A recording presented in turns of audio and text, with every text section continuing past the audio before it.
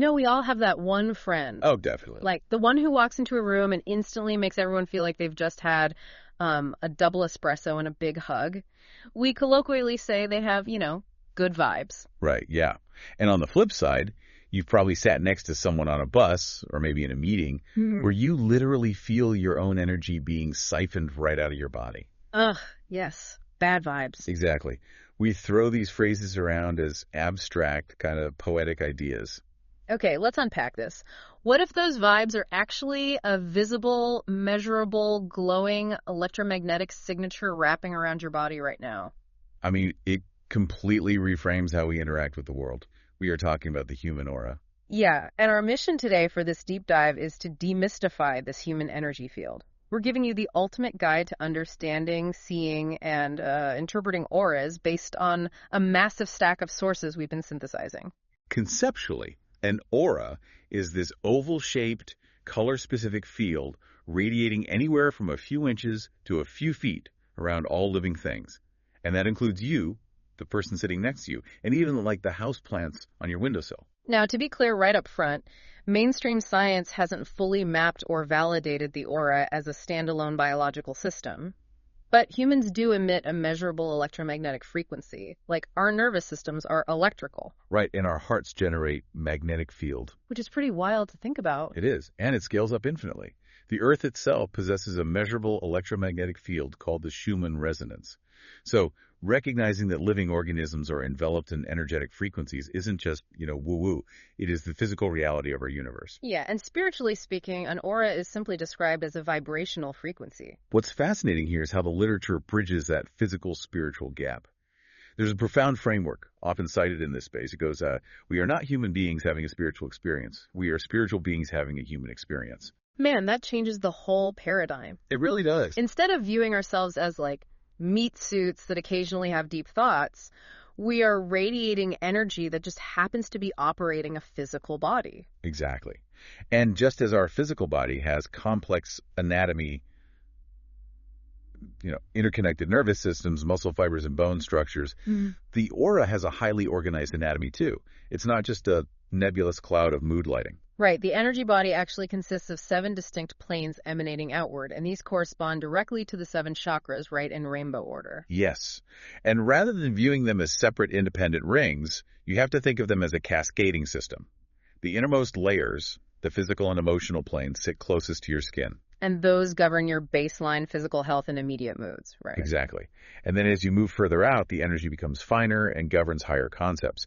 It shifts into the mental plane, dictating logic and reasoning. Oh, got it. And then it expands into the astral and etheric planes. Right, which is where things like empathy, spiritual health, psychic intuition, and your capacity for love live. Eventually, you hit the outermost boundary, the celestial and causal planes. And the causal is like the architectural blueprint for your overall life path. You nailed it. But, I have to push back on the mechanics of this just a little.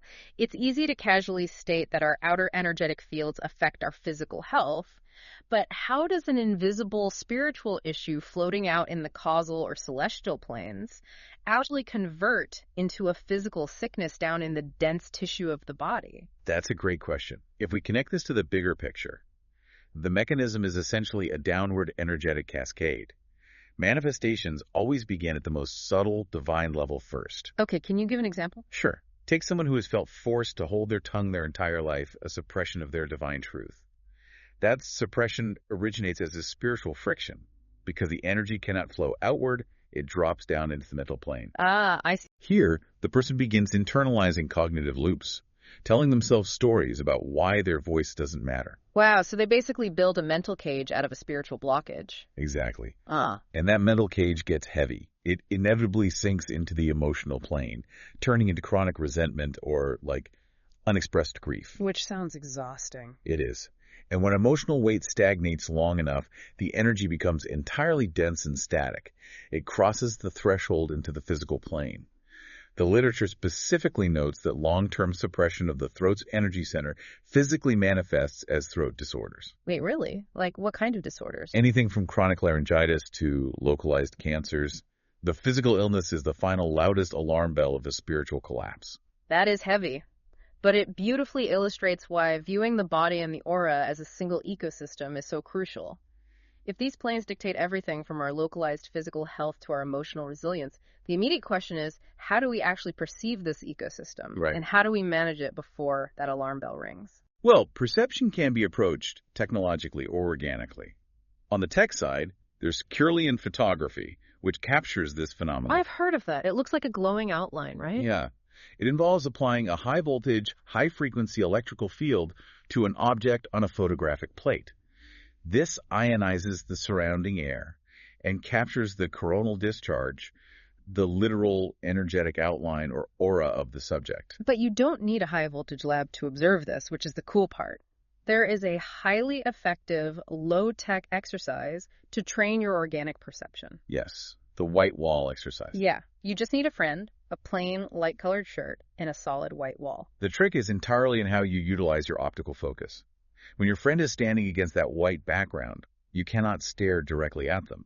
The human eye's macular focus is too sharp. So what do you do instead? You have to engage your peripheral vision by squinting slightly and gazing softly at an empty space just past their shoulder. Because by relaxing your eyes, you stop forcing your brain to process hard physical boundaries. Exactly. And if you're patient, that white background will eventually take on a slight translucent hue right outside your friend's physical edge. That is so cool.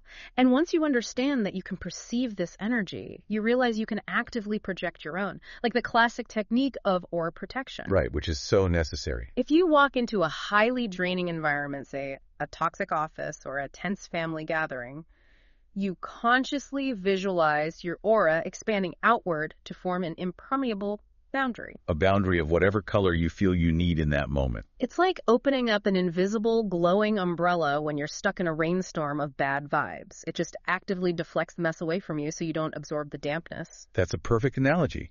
But holding up that umbrella takes considerable arm strength, especially in a hurricane.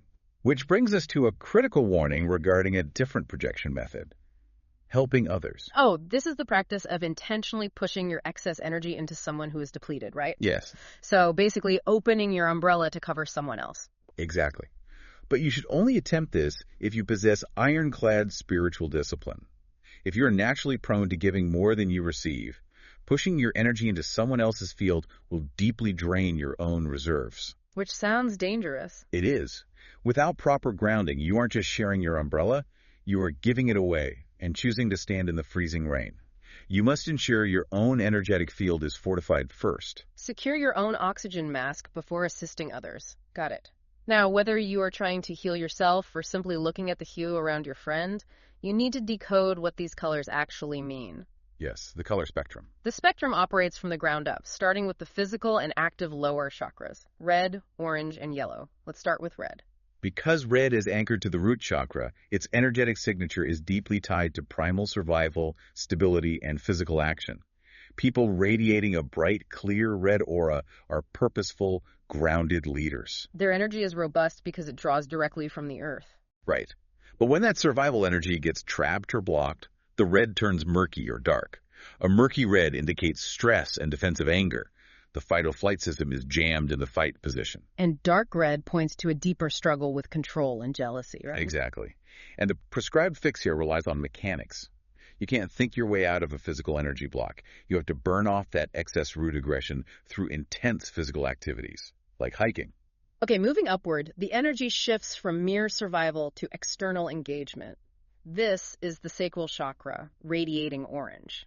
Yes, orange governs sensuality, creative thrill-seeking, and how we interact with the physical world.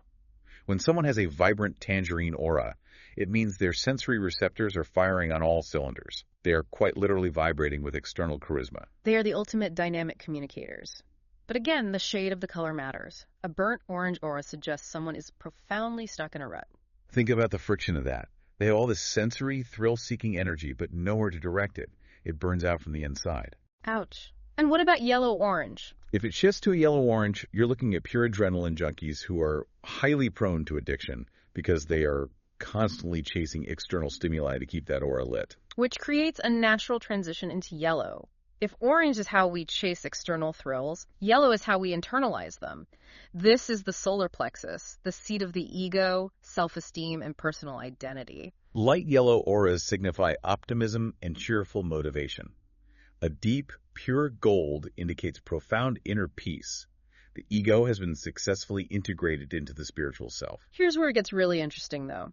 You would assume the brightest, most intensely white-yellow aura would be the ultimate goal, but it's actually a paradox. Wow, a huge paradox. An intensely white-yellow aura indicates a person who is aggressively masking deep inner conflict.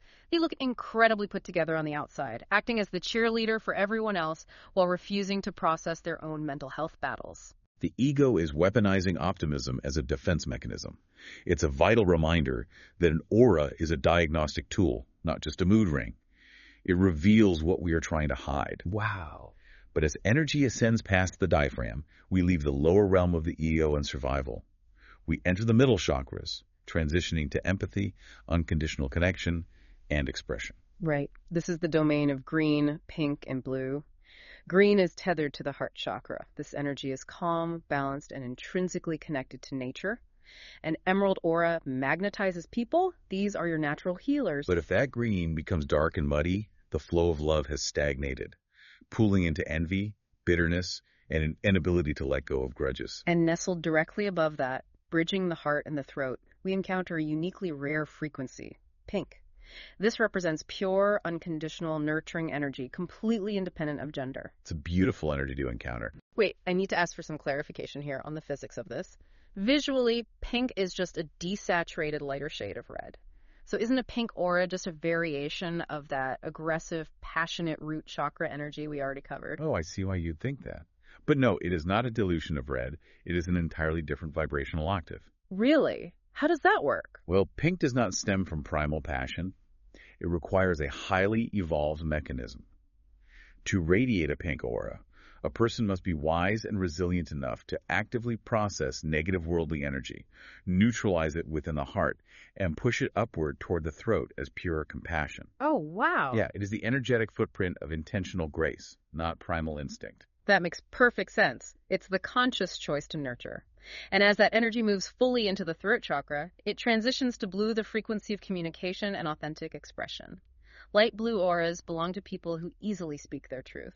While turquoise indicates intuitive problem solvers who draw their clarity from natural environments. Conversely, dark blue indicates an energy field preparing to transition.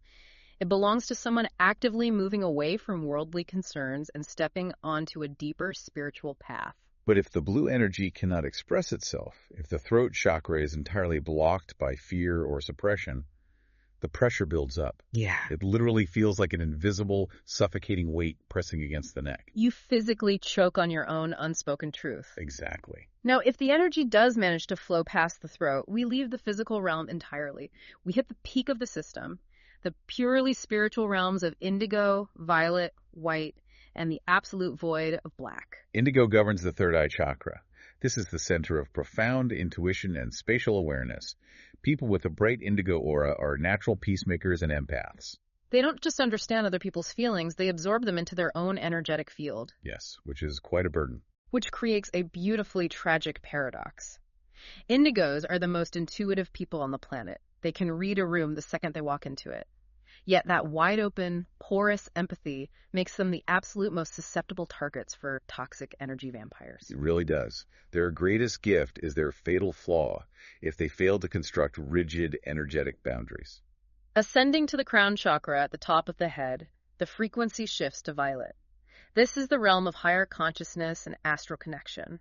A pure violet aura signifies an ultimate alignment between the physical body and the soul's overarching purpose. But if that purple is dull, it means localized physical pain is actively grounding you, distracting you from your intuition. You're too focused on the body to access the mind.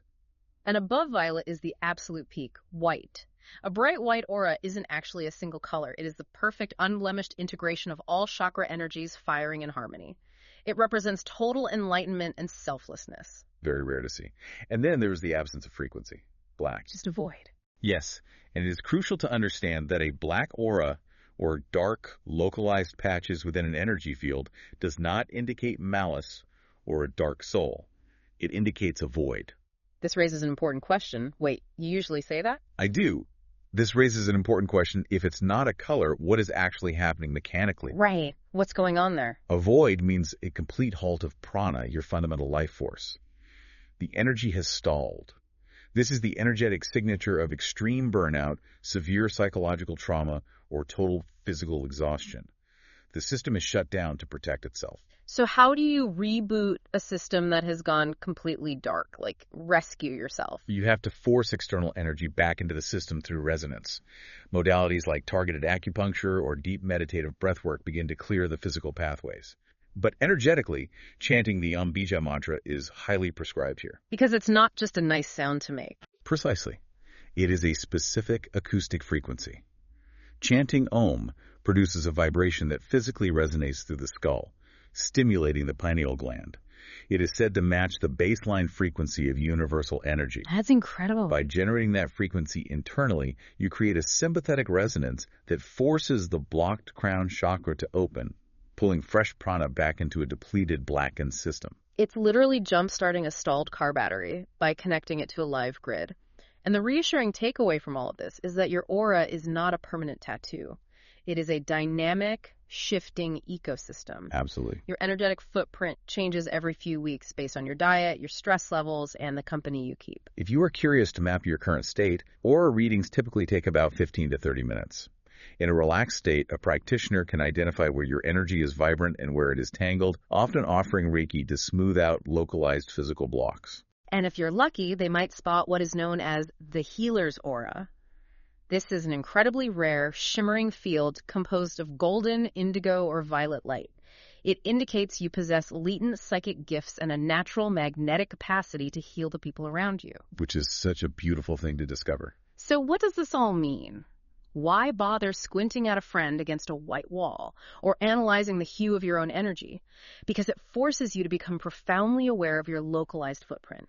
Your sudden exhaustion, your unexplainable joy, your physical aches, they aren't random, isolated events. They are part of a cohesive, readable map. The most valuable insight to draw from this entire body of literature is the necessity of critical thinking and deliberate self-reflection. Demystifying your aura provides a practical framework to take control of your holistic health. It challenges you to constantly evaluate, what energy am I cultivating internally, and what frequency am I projecting into the world? It leaves you with something pretty wild to mull over. We've spent this entire deep dive analyzing the aura surrounding you, how it protects your peace, how it dictates your health. But as you move through the world today, radiating this powerful, color-specific electromagnetic field, radiating this powerful field, do you leave residual traces of your aura's specific color and energy on the spaces, the objects, and the people you touch every single day?